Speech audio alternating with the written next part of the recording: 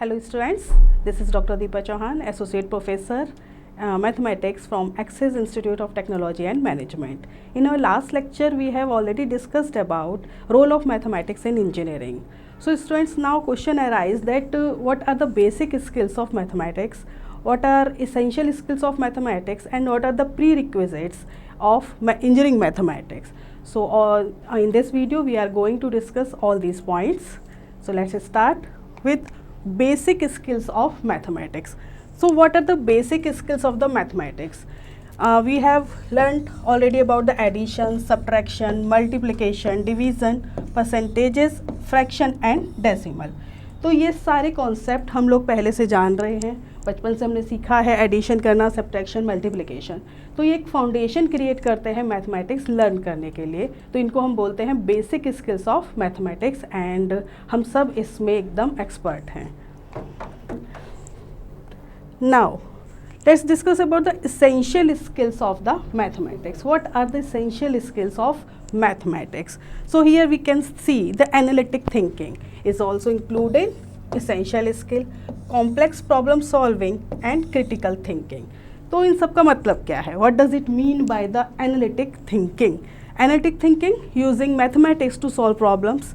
Complex problem solving means identify complex problems and reviewing related information to develop and evaluate options and implement solution. Then we have critical thinking, using logic and reasoning to identify the strength and weakness of alternative solutions, conclusion or approaches to problem. Along with these points, we have some other points too, such as reading comprehension and active learning. What does it mean by the reading comprehension?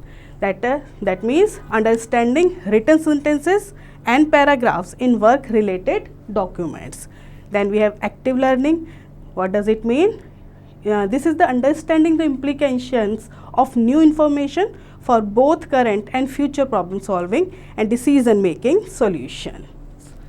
Now come to the next slide. What kind math do we need to be an engineer? अब basic skills हमने समझ लिए, essential skill हमने समझ लिए कि maths के लिए क्या क्या हमें बेसिक रिक्वायरमेंट्स हैं. पर एक इंजीनियर मैथमेटिक्स को कंप्लीट करने के लिए या सक्सेसफुल इंजीनियर बनने के लिए हमें किस तरीके की मैथ्स के कॉन्सेप्ट को क्लियर होना या क्लियर करना बहुत ज़्यादा ज़रूरी है. तो ये कॉन्सेप्ट यहाँ पे आप चेक कर सकते हैं. That is algebra, matrices, determinants, trigonometry and limits.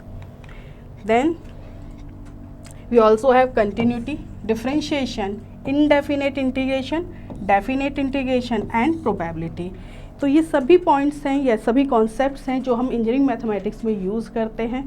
तो इनको हम वन बाय वन डिस्कस करेंगे. हमारा मोटिव इन सबको स्टडी या इनकी टीचिंग करना नहीं है. हम यहाँ पे अभी बेसिक कॉन्सेप्ट यहाँ पे आपने चेक करेंगे कि अलजेब्रा के बेसिक कॉन्सेप्ट्स क्या हैं, इनको हम इंजीनियरिंग में कैसे यूज़ करेंगे, इसी तरह से मैट्रिसेस के यूज़ कहाँ हैं और इनको हम इंजीनियरिंग मैथमेटिक्स में यूज़ करने कैसे जा रहे हैं. और नेक्स्ट सभी पॉइंट्स हम वन बाय वन डिस्कस करेंगे. तो इस लेक्चर में हम 3 पॉइंट कवर कर रहे हैं. मैट्रिसेस, सबसे पहले algebra, then matrices and determinant.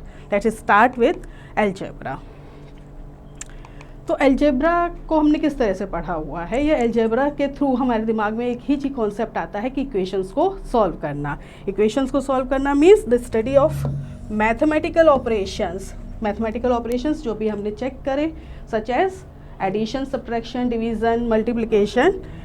The study of mathematical operations and their application to solving equations. तो अलजेब्रा जैसे ही हमें वर्ड समझ में आ रहा है या हमारे सामने कोई वर्ड आता है इस तरह से, तो हम क्या समझते हैं कि हमें इक्वेशंस को सॉल्व करना है.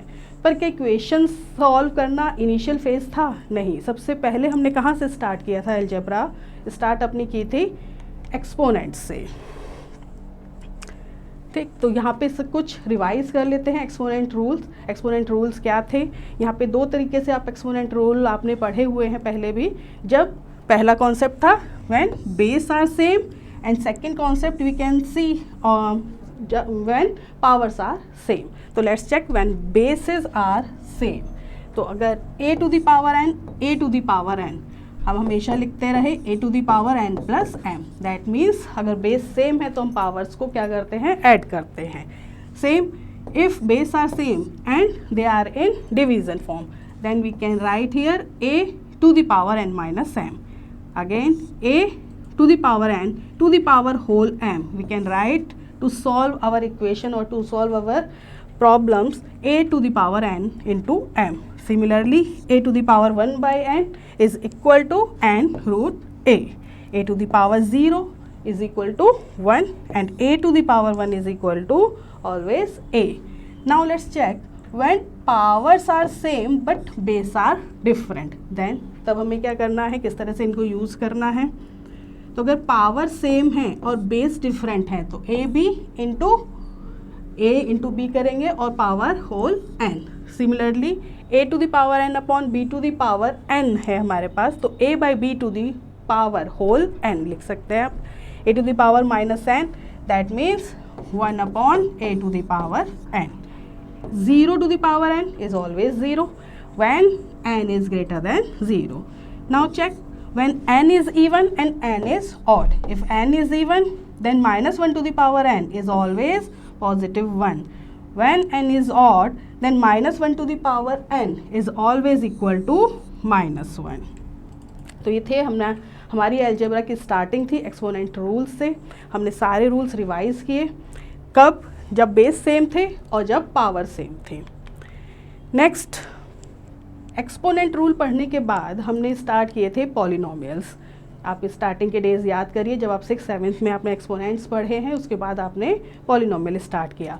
ये सब बेस आपका फाउंडेशन क्रिएट होगा अलजेब्रा के लिए. तो polynomials, a polynomial of degree 1 is called a linear polynomial. A polynomial of degree 2 is called quadratic polynomial. A polynomial of degree 3 is called cubic polynomial. ये 3 बेसिक पॉलिनोमियल हैं, linear, quadratic and cubic. Check करते हैं zeros of polynomial किसको बोलते हैं. If p k is equal to 0. तो relationship क्या है? Relationship between zero and coefficient of a polynomials क्या होते हैं हमारे पास. तो अगर आप क्वाड्रेटिक इक्वेशन यहाँ पे चेक कर रहे हैं, अल्फ़ा एंड बीटास, हमने क्या लिए? ज़ीरोज़ लिए. ऑफ द क्वाड्रेटिक इक्वेशन, अभी हम इक्वेशन की बात नहीं कर रहे, क्वाड्रेटिक पॉलिनोमियल क्या है हमारे पास? A x square b x plus c. तो ज़ीरोज़ और कोफिशिएंट ऑफ पॉलिनोमियल्स में क्या रिलेशन मिलता है हमें? Alpha plus beta is equal to minus b by a. Alpha into beta is equal to c by a. इसको हम क्या बोलते हैं? Sum of roots. और नेक्स्ट प्रोडक्ट ऑफ रूट्स. इस फॉर्म में भी आपने पढ़ा होगा, प्रोडक्ट ऑफ रूट्स और sum of roots. Next slide. Next check करते हैं. लास्ट हमने चेक किया क्वाड्रेटिक इक्वेशन, अब हम चेक कर लेते हैं पेयर ऑफ लीनियर इक्वेशन. तो to solve a linear system of homogeneous equation of the form a1x plus b1y plus c1z is equal to 0. अब यहाँ पे हम पॉलिनोमियल की बात नहीं कर रहे, हम यहाँ पे बात कर रहे हैं होमोजीनियस इक्वेशंस की. नेक्स्ट इक्वेशन है हमारे पास a2x plus b2y plus c2z is equal to 0. तो इनिशियल मेथड जो हम लोग सीखते हैं, पढ़ते हैं, वो क्या है? Cross multiplication method. Cross multiplication method x upon b1c2 minus b2c1 is equal to y upon c1a2 minus c2a1 is equal to z upon a1b2 minus a2b1. Next बात करते हैं क्वाड्रेटिक इक्वेशन के सॉल्यूशन की. तो standard equation क्या है हमारे पास quadratic? A x square plus b x plus c is equal to 0. तो हमें हमेशा से पता है और ये यूज़ हम कई बार कर चुके हैं कि x का अगर सॉल्यूशन अगर आप फैक्टर नहीं करना जानते हैं तो एक सिंपल फार्मूला श्रीधराचार्य फार्मूला हम यूज़ करते हैं. इसमें क्या होता है? वो धराचार्य फार्मूला या धराचार्य सूत्र हम इसको बोलते हैं. तो किस तरह से आप डिफाइन करते हैं इसमें x के सॉल्यूशन को? Minus b plus minus under root b square minus 4ac upon 2a. एक सेकंड मेथड भी आपने पढ़ा है इसका सॉल्यूशन फाइंड करने के लिए, क्या? इस टर्म का, यानी कि क्वाड्रेटिक इक्वेशंस को स्क्वायर की फॉर्म में. तो स्क्वायर बनाने से पहले हम क्या करेंगे? एक्स स्क्वायर का कोफिशिएंट क्या करना होता है हमें? 1.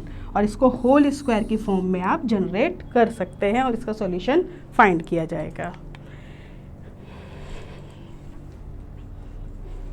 Next the quadratic equation. अब यहाँ पे इसकी कुछ प्रॉपर्टीज़ हम चेक कर रहे हैं. Two distinct roots, real root, if b square minus 4ac is greater than 0. Two equal real roots, if b square minus 4ac is equal to 0. No real root यानी कि कॉम्प्लेक्स रूट मिलेंगे कब, जब b square minus 4ac less than 0 होगा. आते हैं quadratic equation की properties हमने चेक करी, इसके रूट कैसे फाइंड करने हैं, 2 मेथड हमने यहाँ पे डिस्कस कर लिए. नेक्स्ट है हमारे पास क्यूबिक इक्वेशन. क्यूबिक इक्वेशन की standard form ax³ plus bx² plus cx plus d is equal to 0. तो क्यूबिक इक्वेशन का सोल्यूशन हमने कैसे फाइंड किया है, कैसे, आपने generally hit and trial method use किया होगा, या सिंथेटिक डिवीज़न यूज़ करते हैं हम लोग. नाउ अलजेब्रा या फिर एक्सपोनेंशियल टर्म्स जो भी आपने अभी फाइंड की हैं, या इक्वेशंस हमने जो फाइंड की, या पॉलिनोमियल के टर्म में एक नेक्स्ट इंपॉर्टेंट थ्योरम है हमारे पास, बाइनोमियल थ्योरम. तो बाइनोमियल थ्योरम कहाँ अप्लाई करनी है अभी आपको, रियल नंबर्स अगर x एंड a गिवन है. क्या है बाइनोमियल थ्योरम का कॉन्सेप्ट, x प्लस a, अगर कोई टर्म्स, 2 टर्म्स एडिशन में है, उनकी पावर कोई भी आपको ओपन करनी है, यानी कि किसी भी इक्वेशन का आपको सॉल्यूशन फाइंड करना है, उसको फैक्टराइज करना है. तो उसके लिए क्या करोगे, पहले सबसे पहले इसको ओपन करेंगे. ओपन करने के लिए क्या, आप बाइनोमियल थ्योरम को यूज़ कर सकते हैं. तो इसका फॉर्मूला क्या हुआ, x plus a to the power, if you have x plus a to the power n, then nc0 x to the power n a to the power 0, nc1 x to the power n minus 1 a plus nc2 x to the power n minus 2 a square and so on. तो इस तरह से किसी की भी power, in case अगर आपको दी जाए x plus 2 to the power 100 आप ओपन करिए, तो जनरली अलजेब्रा के थ्रू आपने स्क्वायर, क्वाड्रेटिक मीन्स और क्यूबिक, ये सब इक्वेशन सॉल्व करी हैं. अगर आपसे कहा जाए कि 100th पावर आपको ओपन करनी है, तो आप इजीली क्या कर सकते हो, बाइनोमियल थ्योरम को यूज़ किया जा सकता है. तो इसमें C क्या है, वे C क्या कहते हैं इसको, कॉम्बिनेशन, क्या वैल्यू होती है इसकी, NCR is equal to n factorial upon r factorial n minus r factorial.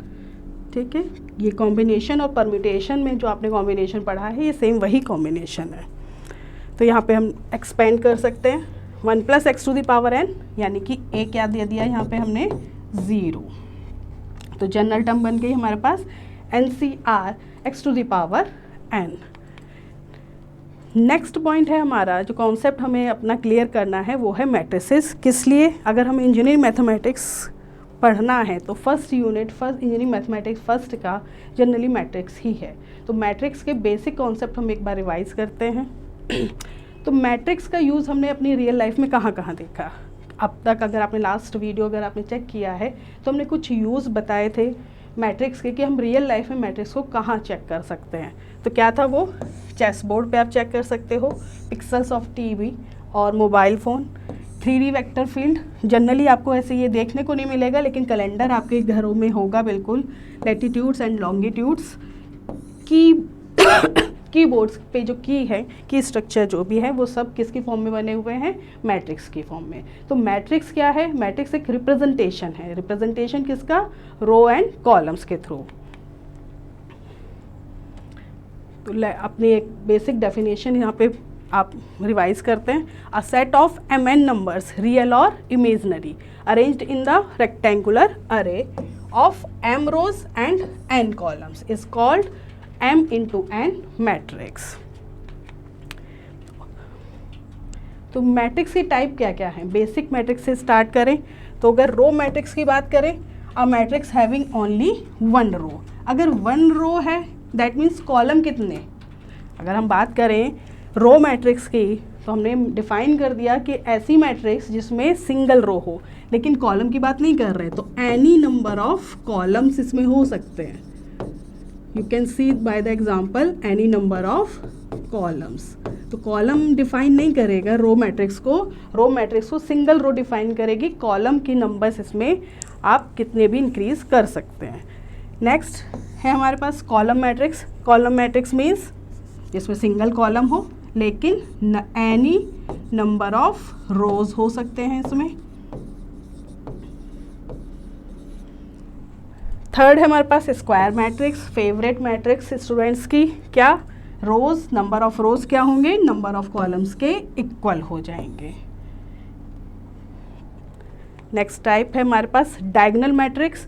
कोई भी स्क्वायर मैट्रिक्स जिसके डायगोनल एलिमेंट तो एग्जिस्ट कर रहे हों लेकिन बाकी सारे एलिमेंट्स क्या होने चाहिए, ज़ीरो होने चाहिए। तो इस तरह की मैट्रिक्स को हम क्या कहते हैं, डायगोनल मैट्रिक्स।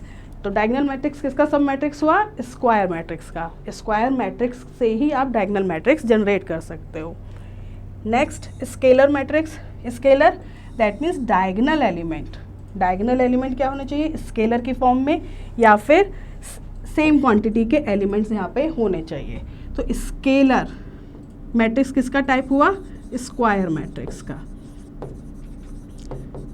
ठीक, तो स्केलर मैट्रिक्स को आप क्या कह सकते हो, सब matrix of square matrix. And diagonal किसकी है, और डायगोनल मैट्रिक्स, क्योंकि डायगोनल मैट्रिक्स में भी तो हमने सेम कॉन्सेप्ट पढ़ा है क्या, कि डायगोनल, प्रिंसिपल डायगोनल में एलिमेंट एग्जिस्ट करेंगे, बाकी सभी एलिमेंट्स क्या हो जाएंगे, हमारे ज़ीरो हो जाएंगे। नेक्स्ट है आइडेंटिटी मैट्रिक्स। तो identity matrix scalar matrix diagonal matrix का पार्ट है। आइडेंटिटी मैट्रिक्स में क्या किया गया, डायगोनल को फिक्स कर दिया गया बाय अ नंबर ए और 1 यूनिट नंबर से इसको फिक्स किया गया आइडेंटिटी मैट्रिक्स को। तो आइडेंटिटी मैट्रिक्स किसका सब मैट्रिक्स, स्केलर का। स्केलर किसका, डायगोनल का। डायगोनल मैट्रिक्स किसका सब पार्ट हुआ, स्क्वायर मैट्रिक्स का। नेक्स्ट है हमारे पास सिमेट्रिक मैट्रिक्स। सिमेट्रिक मैट्रिक्स कब कहलाएगी matrix, when aij is equal to aj I.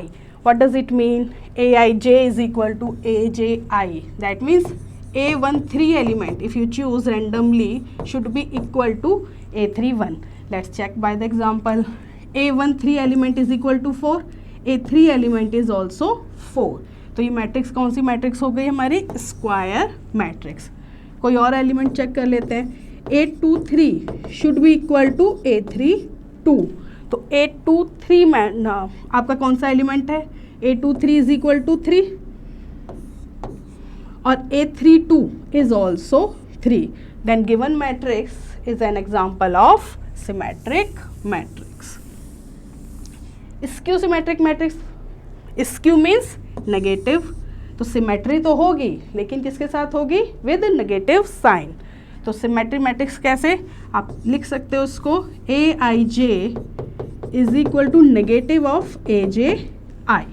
Clear, check कर लेते हैं। चेक करिए इसमें, a12 should be equal to negative of a21। Check करते हैं, a12 is equal to minus का 2, a21 कितना है हमारे पास 2, तो माइनस साइन ऑलरेडी अप्लाइड है, क्या होगा यहाँ पे, इज इक्वल टू -2। तो गिवन मैट्रिक्स क्या हो गया, किसका एग्जाम्पल हो गया, सिमेट्रिक स्क्यू सिमेट्रिक मैट्रिक्स का।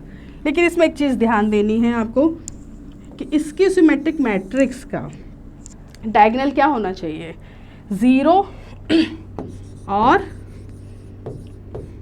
0 पॉसिबल है, सारे एलिमेंट्स क्या हो जाएं, 0 हो जाएं, या फिर सेकंड केस है कि कॉम्प्लेक्स नंबर हो जाए। This is not working. तो यहाँ पे हम चेक करते हैं कि diagonal element skew symmetric matrix में क्या होंगे, या तो सभी 0 होंगे, अदरवाइज इनको हम कॉम्प्लेक्स नंबर ले सकते हैं। थर्ड है हमारे पास ट्रांसपोज ऑफ मैट्रिक्स। क्या ट्रांसपोज ऑफ मैट्रिक्स एक मैट्रिक्स का ऑपरेशन है, या इसको आप अदर मैट्रिक्स में कंसीडर कर सकते हैं। कि ट्रांसपोज कोई गिवन मैट्रिक्स से एक नई मैट्रिक्स भी देता है, इसलिए हम इसको टाइप ऑफ मैट्रिक्स में कंसीडर करते हैं, और ये एक ऑपरेशन भी है। कैसे आप ऑपरेशन फाइंड करते हो, चेंज क्या करते हो, row into column, column into rows. सबसे बेसिक कॉन्सेप्ट यही पढ़ा, सबसे इजीएस्ट यही मेथड है। करना क्या है, रोज को कॉलम में बदल दीजिए और कॉलम्स को रोज में। चलिए प्रॉपर्टीज देखते हैं मैट्रिक्स की क्या क्या है। एडिशन एंड, पहले तो एडिशन सिंपली आप क्या करते हो, एलिमेंट को एलिमेंट से ऐड कर सकते हैं। तो matrix addition is commutative, that means अगर आप दो मैट्रिक्स को ऐड कर रहे हो सेम मैट्रिक्स को, तो a प्लस बी करिए या b प्लस a करिए, सेम वैल्यू आने वाली है। Matrix addition is associative, that means a plus b plus c is equal to A plus b plus c होगा। The null matrix is identity element for matrix addition. अगर matrix addition आप कर रहे हो तो नल मैट्रिक्स क्या होगी, हमारी आइडेंटिटी एलिमेंट होगी, क्योंकि मैट्रिक्स में मैट्रिक्स का ही सम पॉसिबल है। तो हम क्या करेंगे, ये ज़ीरो ना लेके इसको क्या बोलेंगे हम, ये ज़ीरो नहीं है, ये क्या है हमारे पास, नल मैट्रिक्स। क्योंकि मैट्रिक्स से क्या हो सकता है, केवल मैट्रिक्स ही ऐड हो सकती है या सब्ट्रैक्ट हो सकती है। Next, if a b c are matrices of the same order, ठीक, then a plus b is equal to a plus c is, अगर आप इस वैल्यू को फाइंड कर रहे हैं then you can get b is equal to c. इसको बोलते हैं हम लेफ्ट कैंसिलेशन लॉ। नेक्स्ट है b plus a, if you can define b plus a is equal to c plus a, then we can get b is equal to c. This is called right cancellation law. Next चेक करते हैं multiplication of matrix by a scalar. तो properties चेक करते हैं direct, simple scalar से multiply करना है। k और l यहाँ पे सभी क्या हैं, स्केलर वैल्यूज, स्केलर क्वांटिटीज़, तो इनका सिंपल मल्टीप्लिकेशन आपको लिए पॉसिबल है मैट्रिक्स के थ्रू। नेक्स्ट है, अगर मैट्रिक्स से मैट्रिक्स का मल्टीप्लाई करना हो तब हम किस तरह से अप्लाई कर सकते हैं मैट्रिक्स को। तो in general matrix multiplication is non commutative, यानी कि a प्लस बी हमेशा b इंटू a नहीं होगा। Next, matrix multiplication is associative, that means a into b into c can be equal to AB into C. Matrix multiplication is distributive over matrix addition. That means A, B plus C. आप इनको distribute कर सकते हो AB plus AC में. If A n by n matrix, then IMA is equal to I. IM means unit matrix. तो unit matrix multiply जब matrix से होगी तो आपको मैट्रिक्स इटसेल्फ फाइंड हो जाएगी। तो if A is an m by n matrix and zero फिर से हम यहाँ पे क्या बोलेंगे, null matrix is the null matrix, then A null into null matrix is always a null matrix. अब क्योंकि हमारा डिस्ट्रीब्यूटिव है वैल्यू तो A into null matrix is equal to null matrix आप कर सकते हैं। नेक्स्ट कुछ और प्रॉपर्टीज़ हम देख लेते हैं ट्रांसपोज के लिए। ट्रांसपोज की प्रॉपर्टी a प्लस बी, अगर दो मैट्रिक्स को ऐड करके आप उसका ट्रांसपोज फाइंड कर रहे हैं तो आप इंडिविजुअली मैट्रिक्स के ट्रांसपोज फाइंड कर लें और उन दोनों को ऐड कर दें। अगर किसी स्केलर का मल्टीप्लाई है मैट्रिक्स से और उसका ट्रांसपोज आपको फाइंड करना है तो क्योंकि k तो एक एलिमेंट है, स्केलर वैल्यू है, तो इसका ट्रांसपोज नहीं फाइंड होगा, तो k into A to the power t, A B into T, यानी कि टू मैट्रिक्स का मल्टीप्लिकेशन और उसके बाद हमें क्या फाइंड करना है, इसका ट्रांसपोज, तो B T into A T. आप इसको रिवर्स करिएगा ऑर्डर को, ध्यान दीजिए इस पर। प्रॉपर्टी 4, ए बी का transpose is equal to B का ट्रांसपोज इंटू ए का ट्रांसपोज। तीन मैट्रिक्स के लिए चेक कर लेते हैं। ए बी सी तीन मैट्रिक्स मल्टीप्लिकेशन में इनका ट्रांसपोज फाइंड करना है।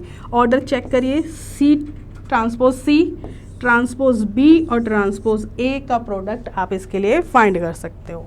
If a is the symmetric matrix then a is equal to transpose of a.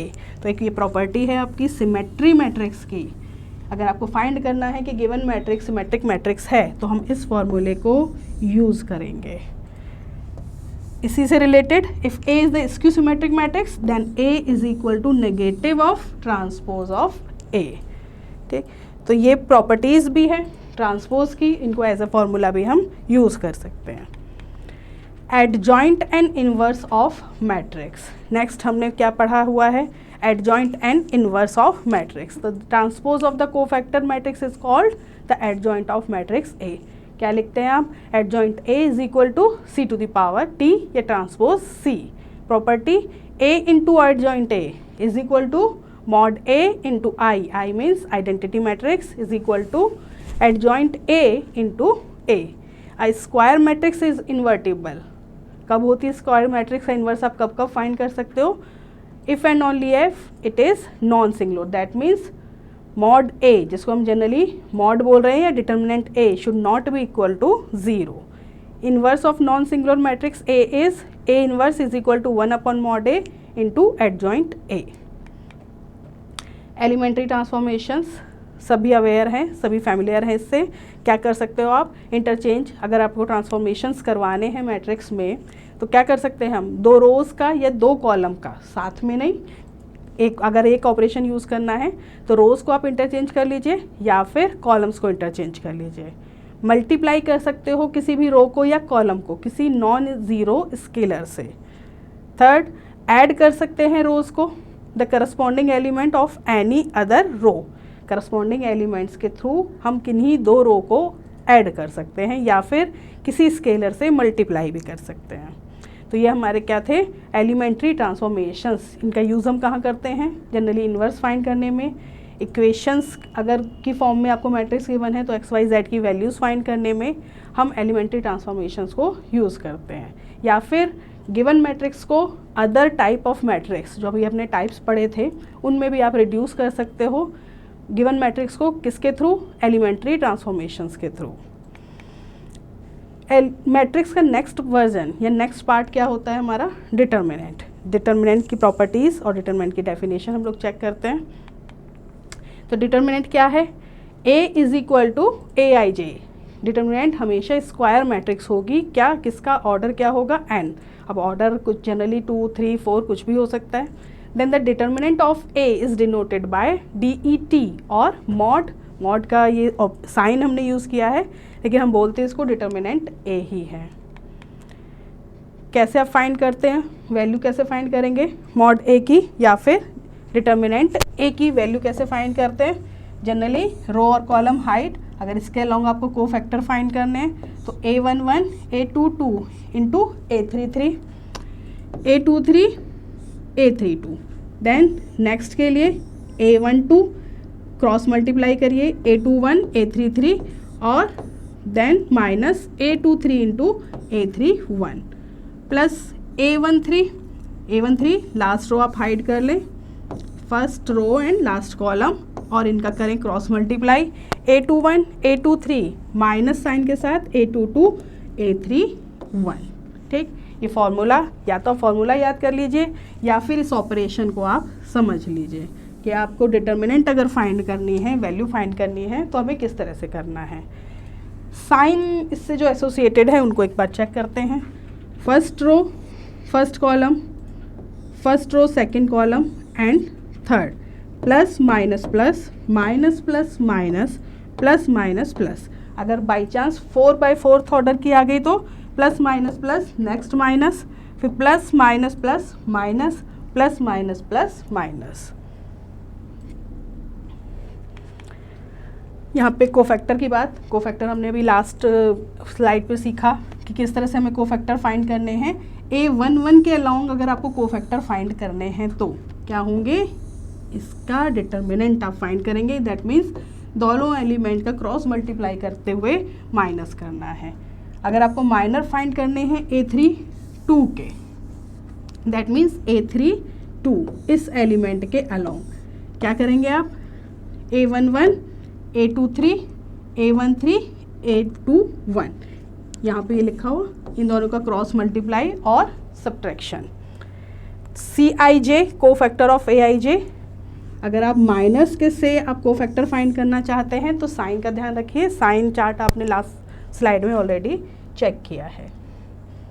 तो इसी तरह से आप कोफैक्टर अदर एलिमेंट्स के अलॉन्ग फाइंड कर सकते हैं. कोफैक्टर ऑफ 3, 2 अगर माइनर है हमारे पास ऑलरेडी तो हम साइन को ध्यान रखते हुए कोफैक्टर को फाइंड किया जा सकता है. नेक्स्ट चेक करते हैं properties of determinants. Simple properties हैं. If A is a square matrix of order n, then the sum of the product of elements of a row with their cofactor is always equal to determinant. यही तो हमने determinant में भी पढ़ा था. Same यही formula हमारा determinant में बन के आता है जब आप माइनर्स को अकॉर्डिंग टू साइन ऐड करते हो. Next, if A is the square matrix of order n, then the sum of product of elements of a row with their cofactor of corresponding elements of some other row is 0. Clear? और ये same process हम किसके साथ apply कर सकते हैं? Column के साथ भी. If A is the square matrix of order n, then determinant of A is equal to determinant of transpose of A. If B is the matrix obtained from A by interchanging any two rows, then determinant of B is equal to negative of determinant of A. अगर आप रो या column कुछ भी interchange कर रहे हो, other matrix बना रहे हैं, तो अगर उसका डिटर्मिनेंट फाइंड करना है तो मॉड बी या डिटर्मिनेंट बी किसके इक्वल होगा? माइनस यानी कि नेगेटिव साइन और अपनी बेसिक मैट्रिक्स के. यहाँ कुछ और प्रॉपर्टीज़ हैं. If matrix B is obtained from the matrix A by multiplying each element of row or column by a scalar k, तो determinant of B is equal to k common ले लीजिए और determinant of A remaining part रहेगा. Next, determinant अगर आपके पास addition में या subtraction में इस तरह से एलिमेंट गिवन है तो आप इन दोनों मैट्रिक्स को सेपरेट कर सकते हो according to sign. If A and B ये दो मैट्रिक्स दे रखी है. ये मैट्रिक्स किस तरह से मैट्रिक्स हैं? अगर आपने रो वाइज को ऐड किया है विद मल्टीप्लिकेशन ऑफ स्केलर तो दोनों का डिटर्मिनेंट सेम रहेगा. If each element of row column is 0, then the value, अगर हर एलिमेंट ऑलरेडी 0 हो चुका है तो डिटर्मिनेंट की वैल्यू क्या हो जाएगी? 0 होगी. क्लियर? ये सभी प्रॉपर्टीज़, मल्टीप्लिकेशन, मैट्रिक्स डिटर्मिनेंट को स्प्लिट करना. तो आज हमने डिस्कस किया अपने बेसिक्स इंजीनियरिंग मैथमेटिक्स के लिए, जिसमें हमने 3 पॉइंट कवर किए हैं. जिसमें हमने फर्स्ट चेक किया algebra, then we have discussed about matrices and determinant. Thank you students.